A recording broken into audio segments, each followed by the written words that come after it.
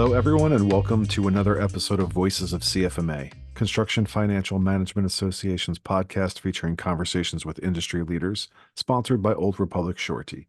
I'm your host, Sal Marino, CFMA's Director of Communications and an Assistant Editor for CFMA Building Profits magazine. Today, I am talking with Eric Pratt III, an e-payment specialist at Trimble Viewpoint. Eric, thanks so much for taking the time to talk with me today. Let's just jump right in. You want to tell me a little bit about what you do? Yeah, so my name is Eric Pratt III. I do like to make a joke that I leave the third in there just because I do think that the third time was the charm. Not that the other two weren't great. Right. You know what I mean?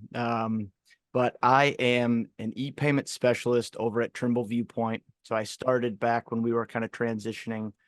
Trimble had just bought Viewpoint. I purchased them, acquired them probably a year or so. Don't quote me on that, before I got there.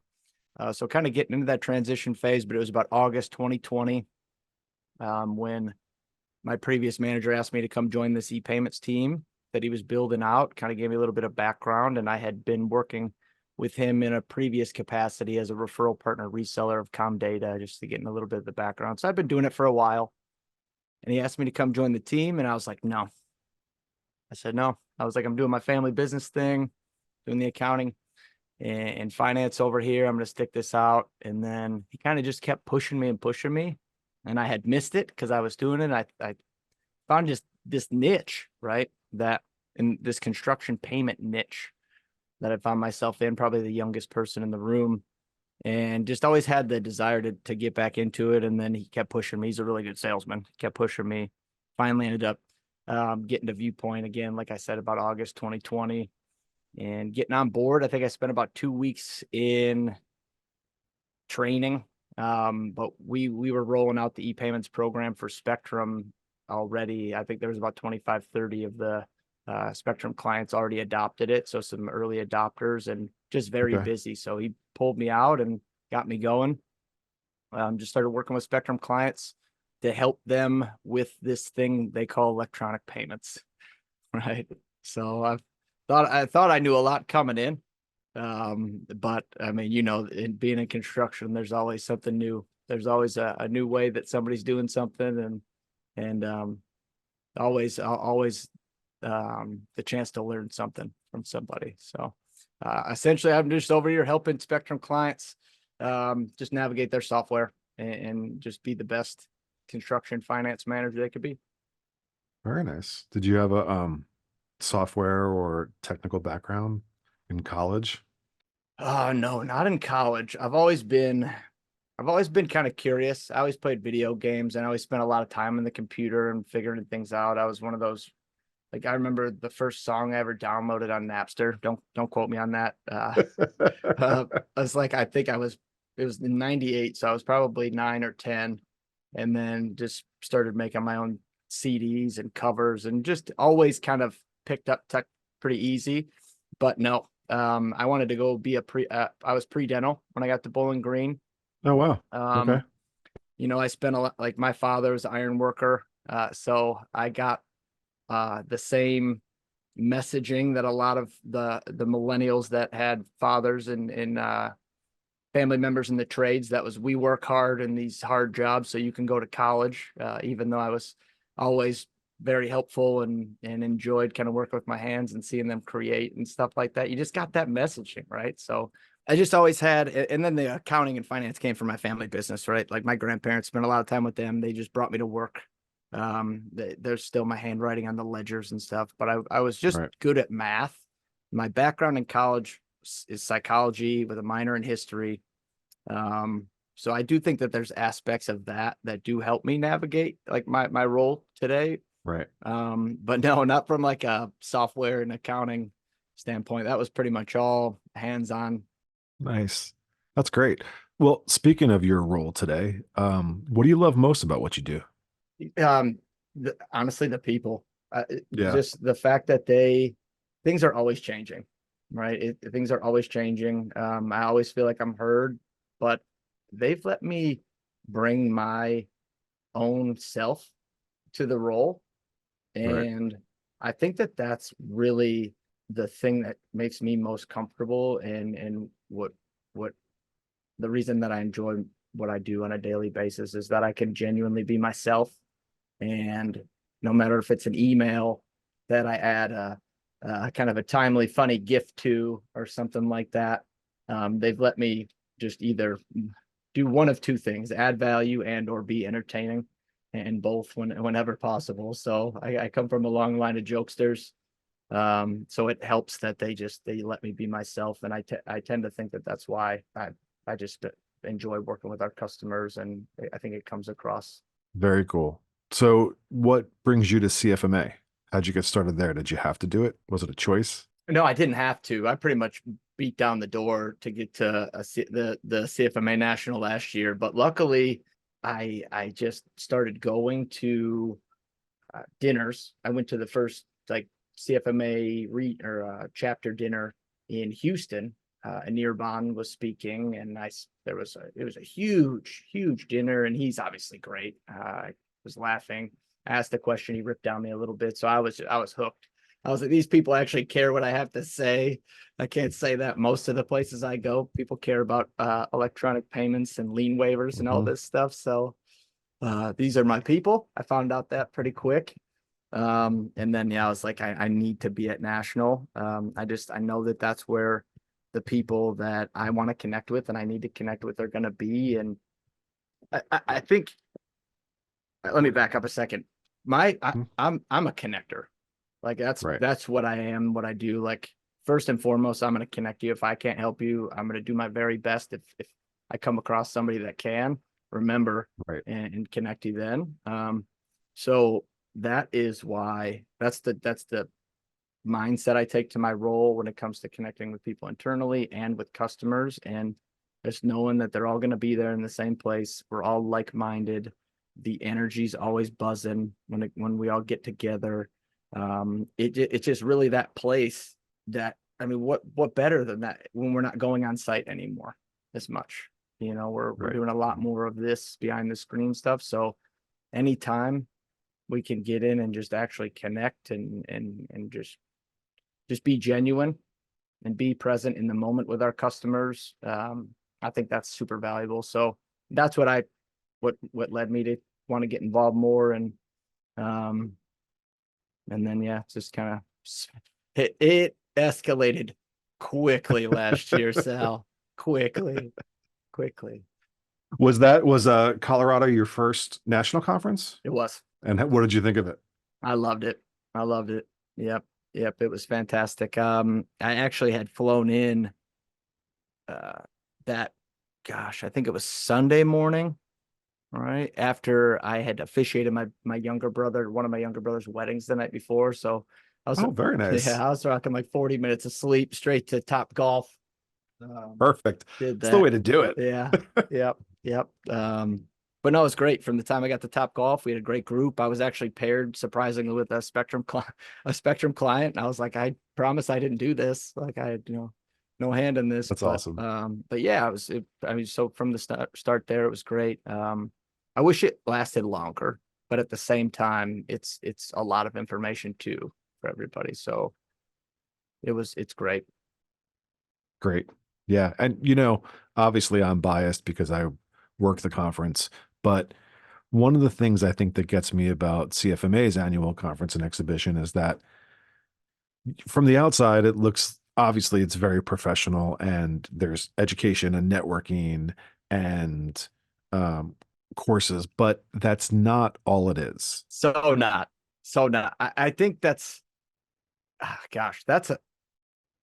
probably what it is, right? I mean, that like we all in our roles or in the accounting and finance role, it's a very serious role. I mean, it's important, right? Those numbers are ultimately going to be turned into the government entity that has to review them, right? They need to be accurate. So to know that there's always a time where we can get together, we can have those conversations, but also have them while we're connecting in a way that, because we all feel comfortable with each other, right? It's that like-minded. But gosh, I mean, you saw me, I was doing the tambourine, right? If I could have got the cowbell, my wife was even surprised that I I was leading the charge there. She's like, you wouldn't do that around here. I'm like, well, this is my people, you know. Yeah, Feel it's a comfortable. different environment. Yeah. So, You act differently. you know, that Uh, you reminded me, I'm sorry. I skipped over um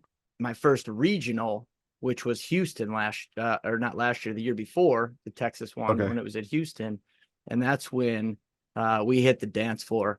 Kathy Lossner, who has now moved on, she asked Yeah. me to come get the dance floor jumping. I don't know if too many other people came after I joined, but I had a great time. We had a great time. We kind of danced our shoes off, and that was probably what hooked me.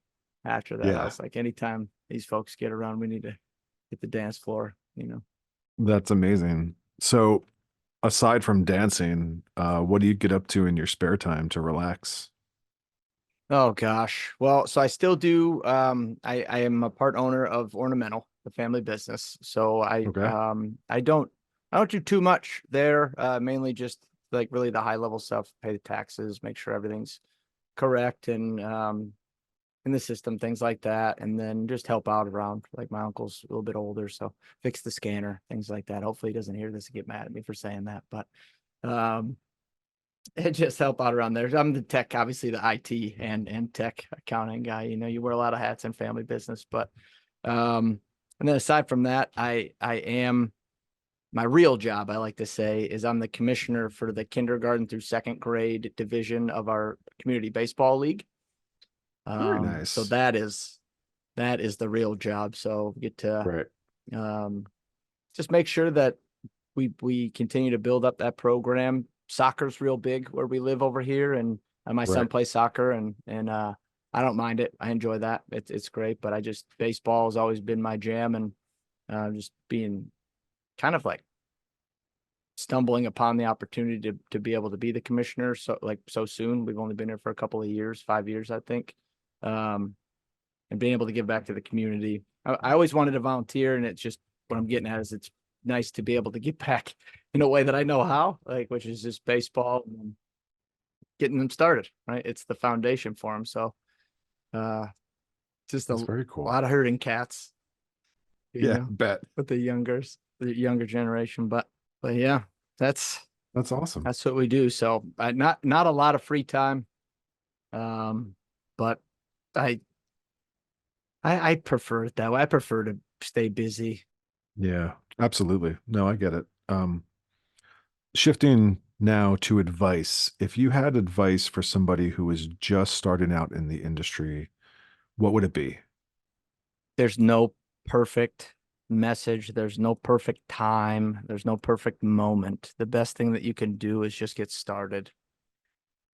That's pretty much it. I mean, you're gonna learn that way, go into every situation, just hoping to learn something, and then that way you never win or lose. It's just learning. And I think that that's and don't be afraid to be yourself. I think anymore being genuine. I think we need to get back to that connection that we used to have with business. I think that's one of the reasons. Like I try to be very active on LinkedIn. I think that that's one of the tools. I think we're only scratching the surface with what we're capable at when it comes to connecting and building that community with each other in our industry on LinkedIn. And I'm excited about where that can go. So actually, that'll be my fourth thing. Those four things. LinkedIn. Those four things. Start Yeah, being active on LinkedIn. I cannot stress this enough. right. Yeah, digital connections. And you and I connected on LinkedIn, and you posted a video of you reading Building Profits magazine that was very entertaining.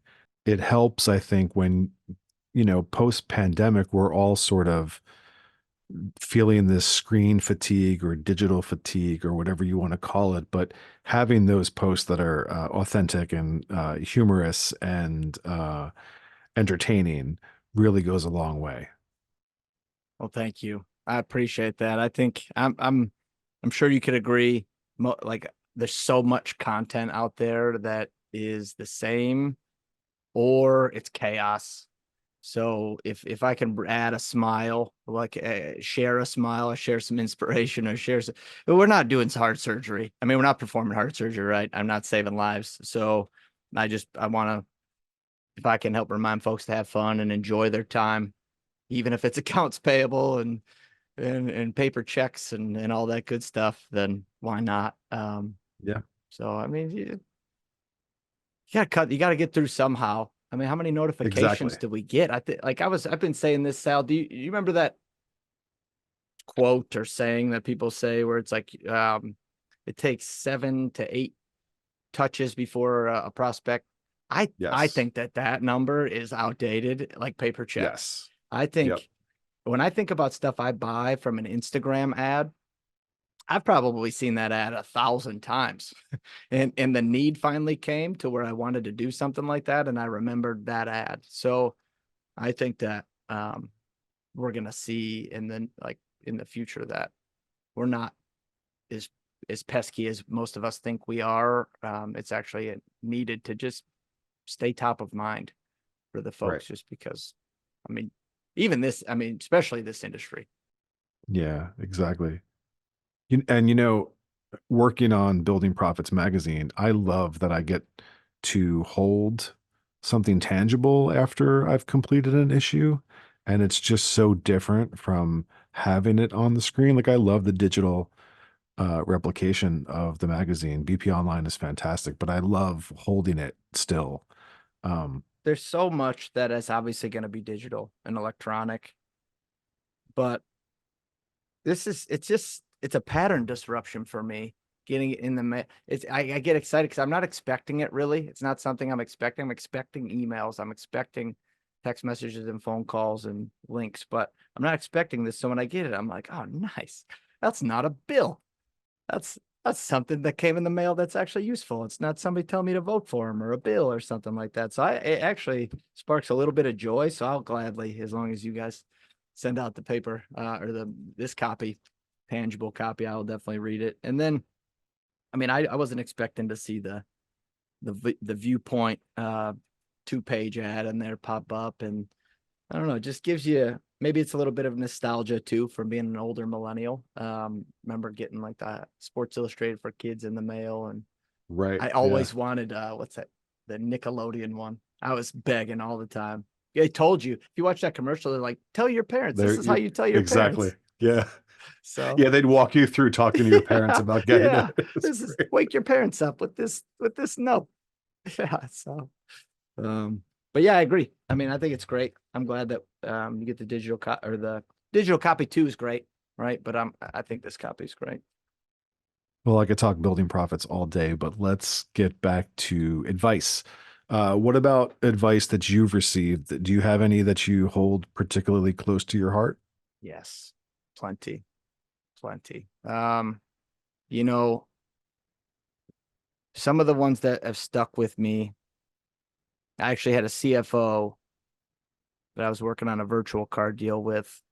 I showed up a little bit late to the meeting with Starbucks. 26 years old, thinking I was a hot shot, my suit, my Starbucks, showing up late to the meeting. They signed the agreement, but he asked me to step into his office afterwards. And I mean, I didn't know him very well. He just was kind of new. And he was like, Eric, if you're going to be late to another meeting with me, don't show up. And I was like, in my young self in my head, I was like, who the hell are you? But ultimately, I knew that he was in a role of somebody I could learn from, and that's who I was going to be working with. So I think I took it with a little bit of uh, sugar to make the medicine go down. And I have actually since then, that's probably the one that stuck with me the most. But since then, I've had a chance to work with. He's the CFO of a group of companies that are Viewpoint customers, and I got a chance to work with them again. And he sent me a nice note afterwards, and I said, you know what, I have to thank you as well, because you said something to me 8 years ago that I've pretty much thought about every single day, to not be late to meetings. So I want you to know, like, it's meant a lot to me, and it was really cool to be able to work with them again. So there's that one. And then the next one, I got it over the past couple of years. It's if you have to think that if you've crash landed anything that you're doing, you have to think that you crash landed on an island with a small group of people. And there's only one person that's going to start saying, you get the rope, like you find food, you start the fire. So be that person. Don't wait for somebody else to pick up the reins. You always pick up the reins and try to get the people going. So I think those two things, that's what led me to start my own webinar. Really not wanting to burden marketing with a weekly live webinar session. So I just was like, I thought this is what I'm saying. I thought that I was like, I'm building it myself. I'm going on Zoom, making my own template and trying to make the branding as close to ours as possible. I'm like, I hope nobody gets upset with me for this. Right. So, and I went and I saw our marketing folks and I was like, am I good? And they were like, we love it. And I was like, thank you so much. So it's, yeah. So I think it's really just like seeking out learning or seeking out experience and knowledge from people that have been where you want to go. Right. I mean, yeah, that's great. Tell me about the webinar. Can we plug that? Yeah. So I do. So I was watching a LinkedIn learning session. Again, LinkedIn, kudos, another shout out to LinkedIn. And it was about just organization and focus and time blocking. And part of it was talking about your most valuable behaviors, right? What are your most where do you add the most value to your role? And for my role, it's the demo, actually being able to go into our ERP, Right. show our customers what that process looks like, what we're not changing anything, things like where do things post. There's a lot of moving parts when it comes to AP. So Yeah. I can walk them through it, show them that it's not a scary thing. It's a native integration that we built with Corpay and everything like that. So I get this no-brainer. Well, this seems like a no-brainer at the end of the demo a lot. So I was like, you know what? I'm going to make this a priority and I'm going to build it in. I'm just going to build it into my week. I'm just going to do a demo. I'm going to just reach out to customers, invite them, tell them what's going to be going on, and just do this live demo every single week. And I was expecting like 20, 25 people in the first like quarter that I did it. And I ended up getting 200 some. And Wow. Very nice. it just turned out to be this really great place where our clients can jump on. They don't even have to join to speak. They can just kind of be in the background. They can type things into the chat if they want to, but they get to see what it's all about, ask questions. This year, we have the Corpay reps jumping on with us, a different rep each week. We do one for cool. Vista, 2 for Vista, and 1 for Spectrum. And we just go through the demo. And again, folks, everything works in PowerPoint. Okay. So if folks, if it's hard to show you a demo of it, I would be concerned that it's hard to implement it as well. So look for things like when it comes to reconciliation, right?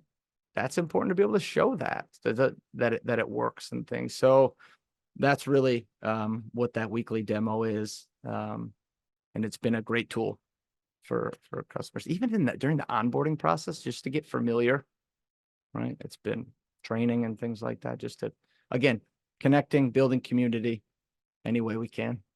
Well, Eric, this has been awesome. I really appreciate this. Do you have anything else you want to say before we sign off? Oh my gosh, I think I've said enough. I could talk all day. So no, I just want to say thank you very much. I love being part of CFMA. I just always feel welcome at any chapter, any regional event that I've been to, any dinner that I've been to. Look out for the Northeast Ohio chapter, right? Up and coming chapter. We're growing. We got a lot of potential. Got to start with the grassroots. I was like, I'm going to Houston multiple times a year and I'm not doing anything in Northeast Ohio. I was kind of ashamed of myself. So we're getting it going out there, but there's a lot of great people.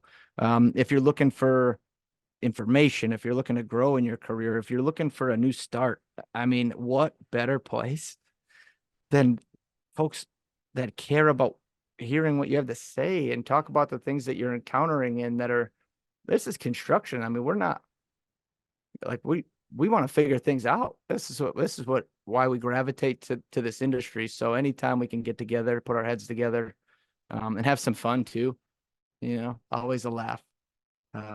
Why not? So thank you very much for having me join today. It was great talking with you. And I'm anytime Well, you're welcome back anytime, and thank you. And thank you, everyone, for listening to another episode of Voices of CFMA, sponsored by Old Republic Surety. If you enjoyed this podcast, don't forget to like and subscribe and share it on social media. And if you're interested in learning more about the Construction Financial Management Association, check out cfma.org. Once again, I'm your host, Sal Marino, and I will see everyone back here next month.